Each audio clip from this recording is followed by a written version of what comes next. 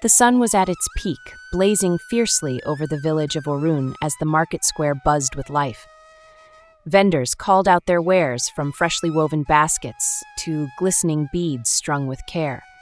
Amid the chatter of bargaining voices and the aroma of roasted maize, a peculiar figure appeared, pulling a wooden cart decorated with colorful cloth and beads. The sweet seller, a stranger to Orun, had arrived, and his arrival stirred the curiosity of the villagers. The cart brimmed with neatly wrapped candies, their glossy surfaces catching the sunlight and creating a kaleidoscope of colors that seemed almost magical. Children were the first to notice the sweet seller, their laughter filling the air as they raced to catch a closer glimpse. The man himself was shrouded in mystery, wearing a long, flowing robe adorned with intricate patterns that seemed to shimmer as he moved. His face was hidden behind a broad-brimmed hat, and when he spoke, his voice was melodic, almost hypnotic. "Come closer, little ones," he beckoned with a smile, revealing teeth as white as cowrie shells. "Taste the sweets from distant lands. One bite, and you'll never forget their magic." Ayo, a curious boy of 10, stood at a distance, watching the crowd gather around the cart.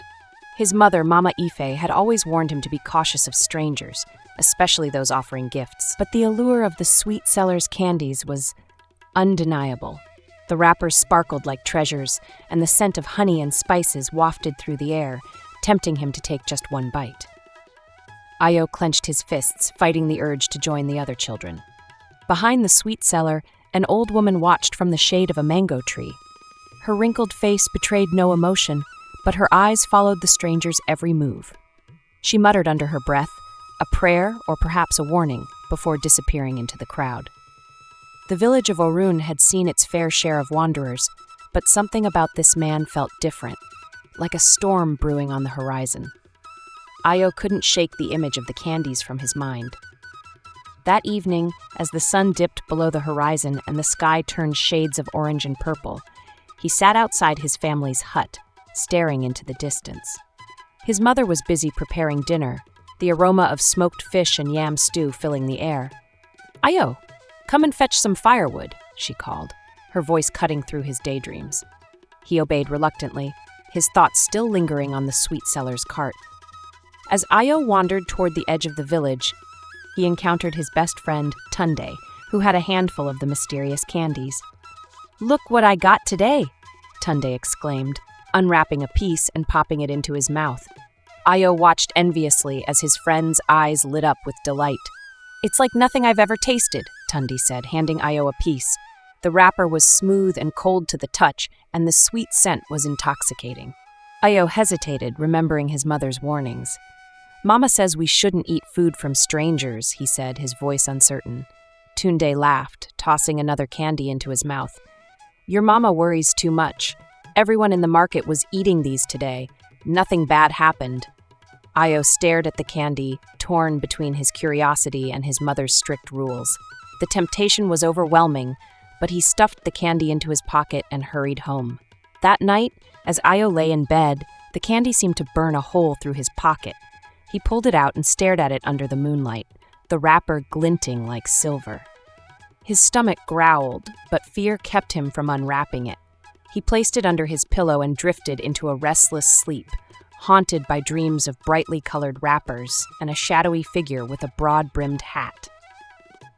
The next day, the sweet seller returned to the market square, his cart now adorned with a calabash filled with candies. This time, he sang a haunting melody, his voice echoing through the village. The children flocked to him once more, their laughter mixing with the strange tune. Adults watched cautiously, some murmuring their disapproval, while others dismissed their concerns as mere superstition. "It's just candy," one woman said, shrugging. "Let the children enjoy." Ayo stood at a distance, clutching the candy he had saved from the previous day. He hadn't told his mother about it, and guilt gnawed at him. The sweet seller noticed him and waved, beckoning him closer. "You, boy," the man called, his voice smooth like melted butter. "You haven't tasted the magic yet. Come, try one for free." The crowd of children turned to look at Ayo, their faces expectant. He felt his cheeks flush as he shook his head and stepped back. The sweet seller chuckled, his laugh deep and unsettling. No need to be afraid, child. These sweets bring joy to all who taste them. He held out a piece, its wrapper shimmering like gold. Ayo's hand trembled as he reached for it, but a firm grip on his shoulder stopped him. He turned to see the old woman from the previous day, her eyes sharp and accusing. "Leave him alone," she said, her voice as strong as the wind before a storm. "You've done enough harm." The sweet seller bowed mockingly and returned to his cart, but his gaze lingered on Ayo. The old woman pulled Ayo aside and whispered, "Do not eat what he offers. His sweets are not what they seem." She pressed a cowrie shell into his hand and disappeared into the crowd before Ayo could ask what she meant. That evening, Ayo sat with his grandmother under the shade of their mango tree. She was a wise woman known for her stories and her knowledge of the unseen world. Ayo recounted the events of the day, from the sweet seller's offer to the old woman's cryptic warning. His grandmother listened in silence, her face grave. When he finished, she leaned in close and said, "Ayo, there are things in this world you do not understand. Not all who come bearing gifts have good intentions." She told him a tale of a man who had once come to Orun with promises of riches. He too had brought gifts that dazzled the eyes and tempted the heart. But those who accepted his gifts vanished, leaving only whispers behind. "The sweet seller's candies may taste sweet, but they are laced with bitterness," she said, her voice heavy with sorrow. "Promise me, Ayo, that you will not take anything from him." Ayo nodded solemnly, though his heart was still curious. He pulled the candy from his pocket and showed it to her. Her eyes widened, and she snatched it from his hand, throwing it into the fire. The flames hissed and turned green for a moment before returning to their normal color. "Do not let your curiosity lead you astray," she warned, gripping his hand tightly. "Some temptations are traps." As night fell, Ayo felt the weight of his grandmother's words. He glanced at the shadows dancing on the walls of their hut, wondering if the sweet seller was truly as dangerous as she claimed. His stomach churned with unease, and he resolved to keep his distance from the man. Yet deep down, a part of him still longed to know the truth about the sweets that had enchanted the entire village. As dusk descended over Orun, the rhythmic sound of drums echoed through the village. It was not an uncommon occurrence. The villagers often played drums to celebrate, to summon rain, or simply to ward off loneliness.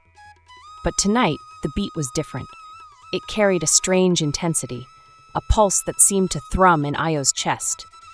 The sound drew the villagers out of their homes, curious to find its source. At the center of the market square, the sweet seller stood beside his cart, his broad-brimmed hat tilted low over his face. His hands moved skillfully over a drum, producing a rhythm so compelling that even the elders paused in their evening discussions to listen. Children gathered around him, their eyes wide with wonder. The candies on his cart gleamed in the flickering light of nearby torches, as if they were alive, shimmering in time with the beat. Ayo stood at the edge of the crowd, his feet rooted to the ground. He watched as the sweet seller's drum seemed to weave a spell, drawing everyone closer. Even his friend Tunde, who was usually skeptical of such things, looked entranced. "Let the music guide you," the sweet seller's voice rang out, smooth and inviting. "Let it lead you to the sweetness you desire." With a flourish, he reached into his cart and began handing out candies, each one wrapped in gold and silver foil.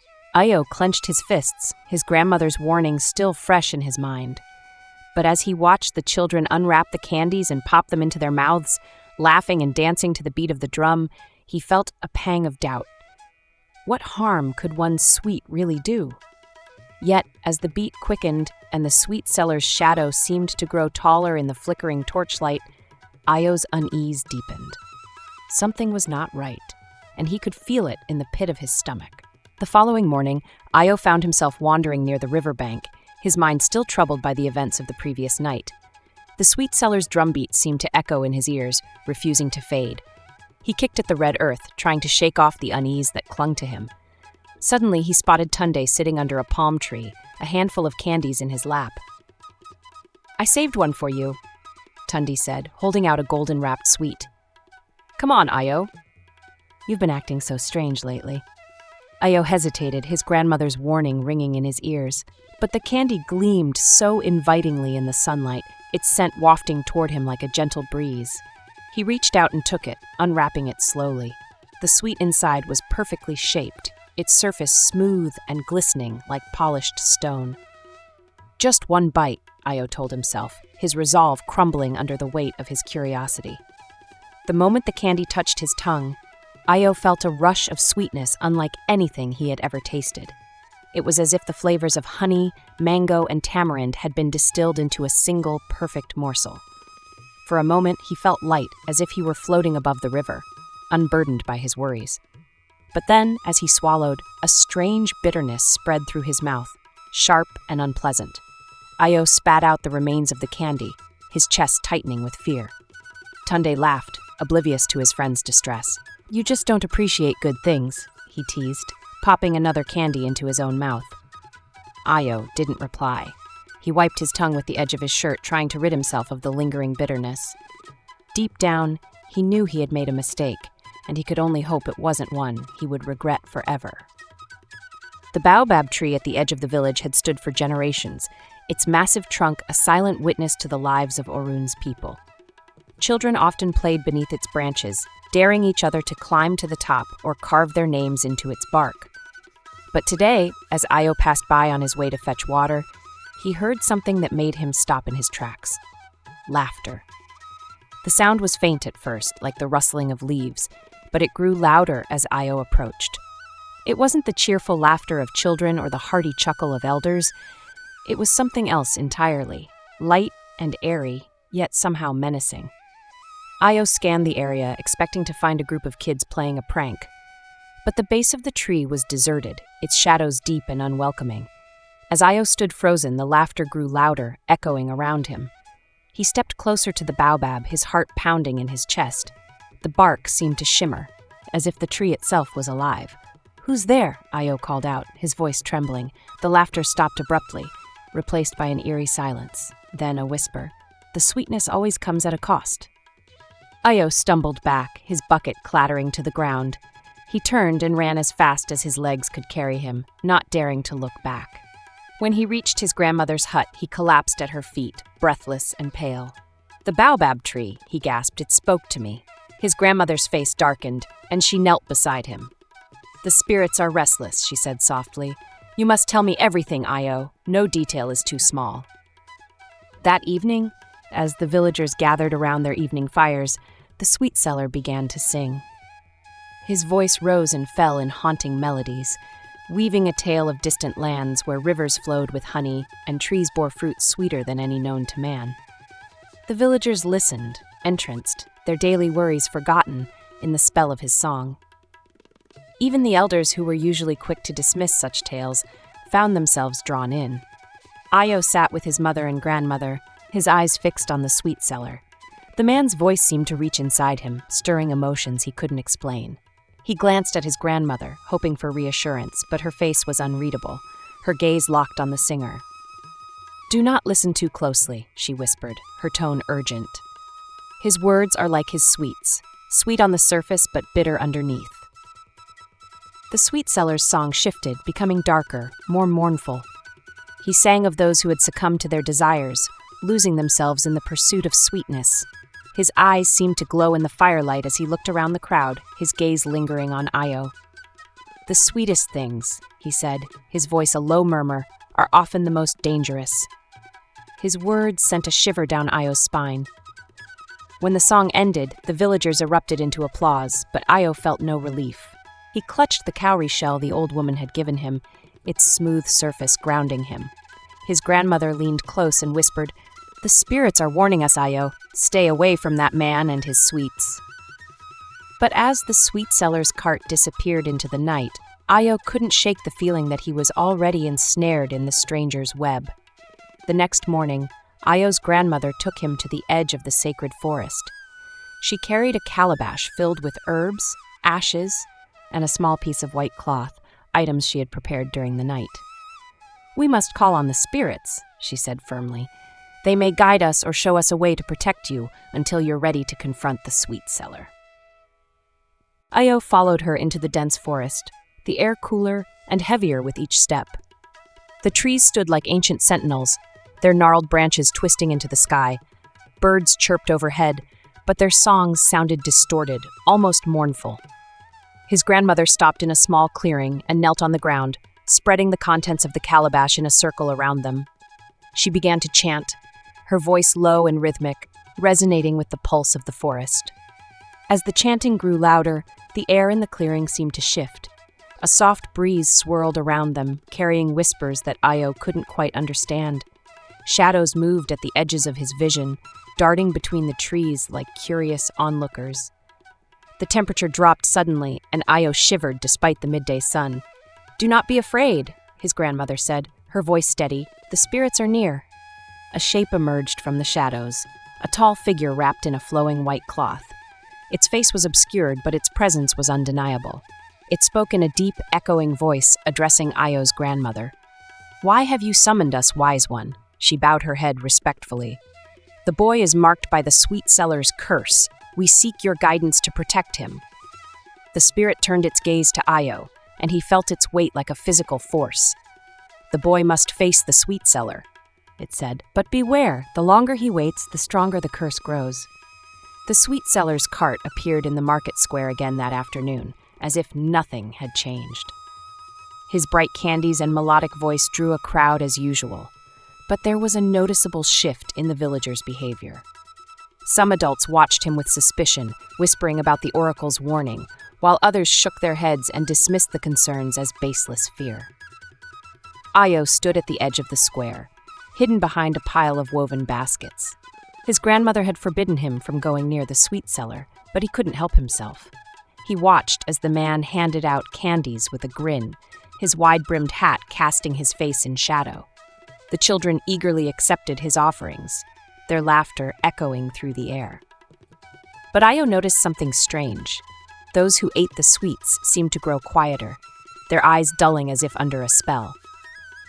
His friend Tunde was among them, clutching a handful of the sweets. Io wanted to call out to him, to warn him, but his voice caught in his throat. The sweet seller turned his head suddenly as if sensing Io's presence. Their eyes met, and Io felt a chill run down his spine. The man smiled knowingly and tipped his hat, a gesture that felt more like a challenge than a greeting. Unable to bear the tension, Io ran back to his grandmother's hut. "He knows I'm watching," he said breathlessly. His grandmother frowned but didn't seem surprised. "The sweet seller isn't like us," she said. "He sees and hears things beyond our understanding. But remember, Io, you carry the mark. He cannot harm you unless you let him." The words were meant to comfort him, but they only deepened his fear. The sweet seller's shadow loomed large in his mind, and the hunger inside him grew stronger with each passing moment. That night, Io's nightmares returned, more vivid than before. He found himself back in the misty plain, standing beneath the towering baobab tree. The sweet seller was there, his cart overflowing with candies that glowed like molten gold. "Why do you resist, child?" the man asked, his voice sweet yet sinister. "You've already tasted the sweetness. Why not embrace it fully?" Io tried to speak, but his voice was gone. The sweet seller stepped closer, holding out a candy wrapped in shimmering black foil. "One bite and you will know the secrets of the world," he promised. Io hesitated, the hunger clawing at his insides. His trembling hand reached out, but just before he could take it, a blinding light erupted behind him. He turned to see the figure from the forest, the spirit wrapped in white cloth. It stood between Io and the sweet seller, its presence commanding and unyielding. "The boy is not yours," the spirit said, its voice echoing like thunder. The sweet seller laughed, a chilling sound that sent shivers down Io's spine. "He has already taken the first bite," he said. "The rest is only a matter of time."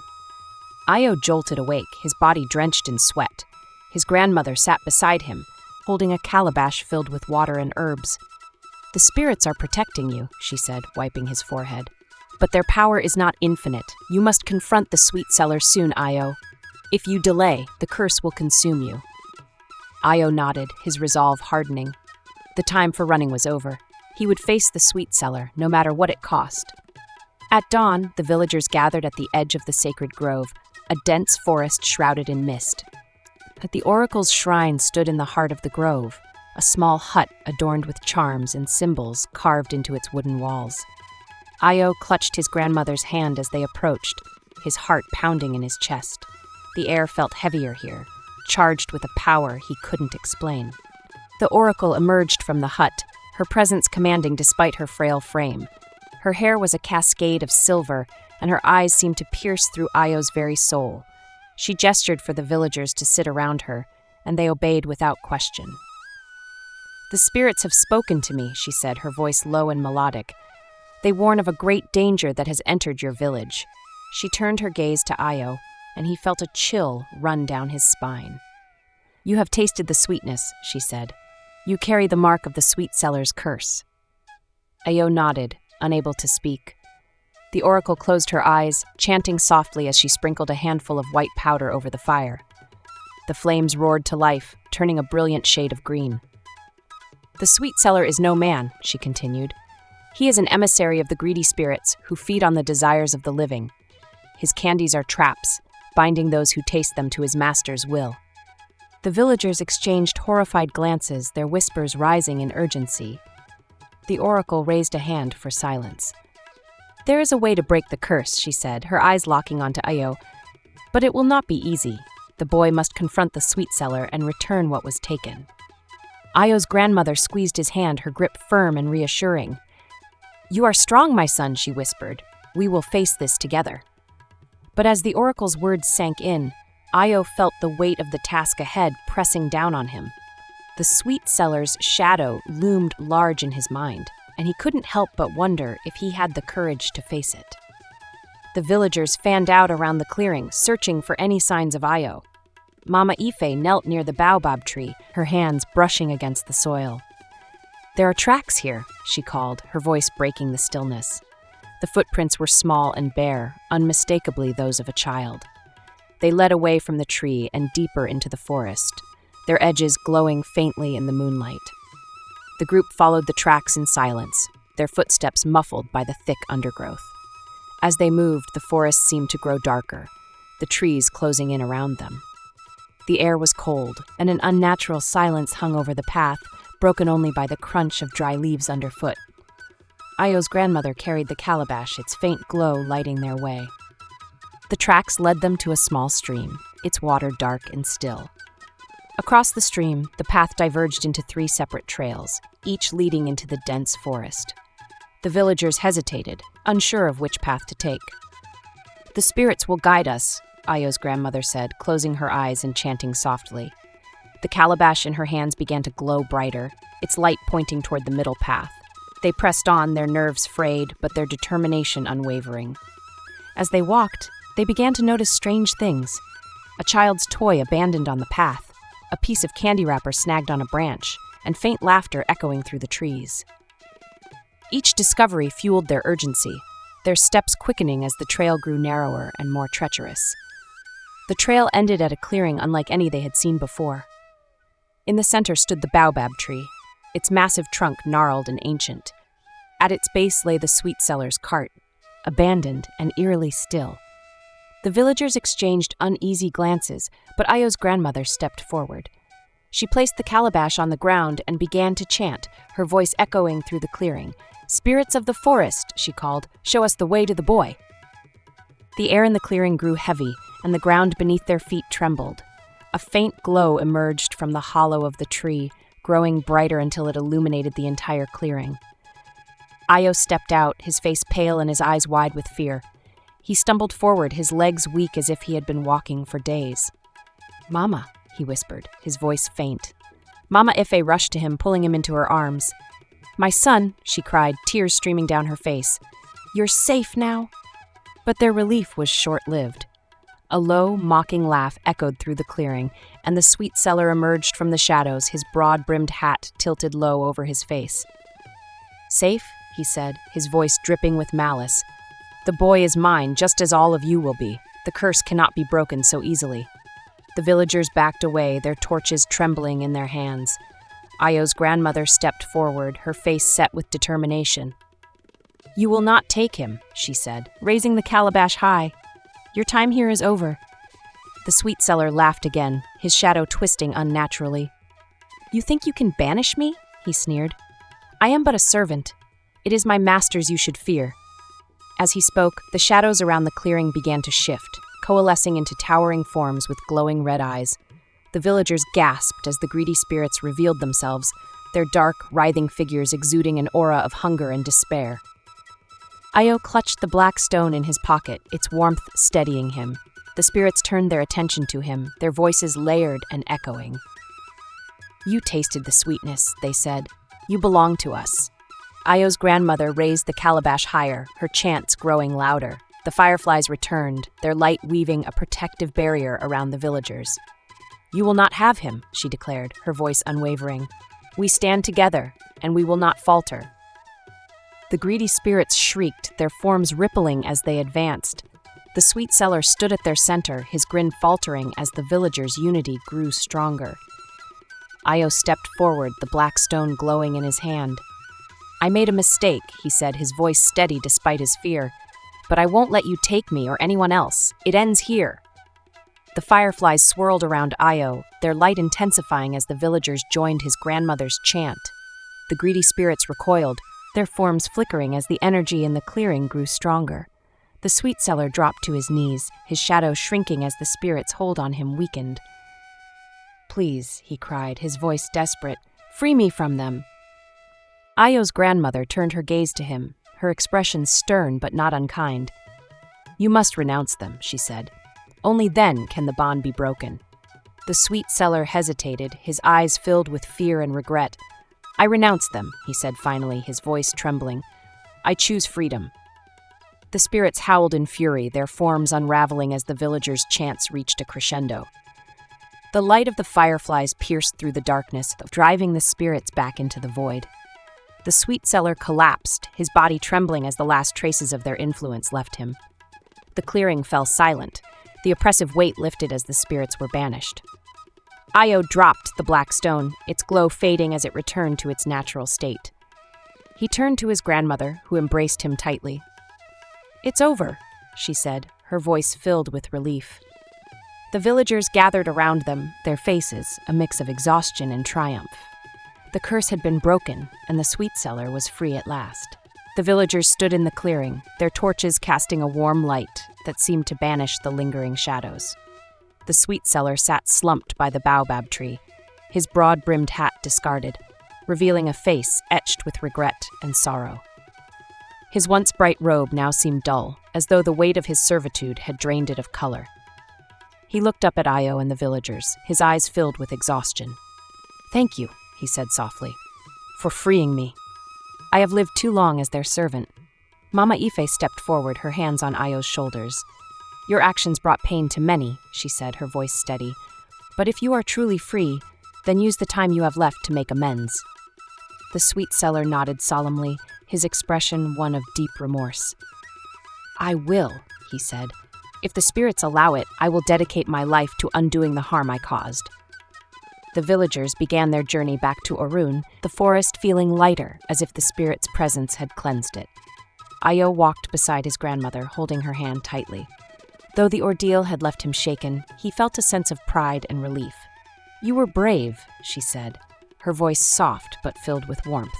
"Bravery doesn't mean being without fear. It means facing it." When they returned to the village, the dawn was breaking, casting the huts and fields in a golden light. Those who had stayed behind greeted them with relief and joy, but their celebration was tempered by the realization of what had been at stake. The children who had eaten the sweet seller's candies were tended to carefully, their recovery slow but steady. Tunde, sitting quietly beneath a tree, managed a small smile when he saw Io. "You saved us," he said simply. Io smiled back, his heart swelling with gratitude. Over the following weeks, Orun began to heal. The villagers worked together to cleanse the market square, burning the remnants of the sweet seller's cart and sprinkling the ground with ashes and water blessed by the oracle. The baobab tree at the edge of the village, once a source of foreboding, now stood as a silent guardian, its massive roots firmly planted in the earth. The sweet seller, now known by his name, Olurotimi, stayed on the outskirts of the village. Though many remained wary of him, he quietly helped care for the affected children, his knowledge of the curse invaluable. His efforts earned him the cautious respect of the villagers, though he never sought forgiveness. "Some things," he often said, "can only be repaid with actions, not words." Ayo's story became a lesson for the village, passed down to remind future generations of the dangers of greed and temptation. Festivals were held to honor the spirits who had protected them, and the ancestral mask was placed in a shrine, its power revered. The oracle visited occasionally, her presence a reminder of the delicate balance between the seen and unseen worlds. As for Ayo, he grew stronger, his courage inspiring others. He often sat with Tunde and the other children, telling them stories of their adventure, though he would sometimes catch himself staring into the distance, remembering the sweet seller's haunting smile and the greedy spirit's chilling whispers. He knew the ordeal had shaped him into someone stronger, wiser, and more grateful for the love and unity of his village. One evening, as the villagers gathered around a roaring fire, Ayo's grandmother stood to speak. The flames flickered against her wise, weathered face as she addressed them. "What we faced was a test," she said, "and we passed because we stood together. This must never be forgotten." She held up a scroll, its edges marked with protective symbols. "Let this be our new rule. No child shall take food or gifts from strangers without the blessing of their family and the guidance of the elders." The villagers nodded solemnly, their voices rising in agreement. Ayo sat beside Tunde, feeling a deep sense of peace. The fireflies danced above them, their glow soft and warm. As the night deepened, Ayo's grandmother turned to him with a proud smile. "You've helped rewrite our story," she said, "and now we move forward together." Under the light of the stars and the protection of the spirits, Orun stood united, stronger than ever. The sweetness of temptation had been replaced by the strength of community, and the lesson of their triumph would endure for generations to come.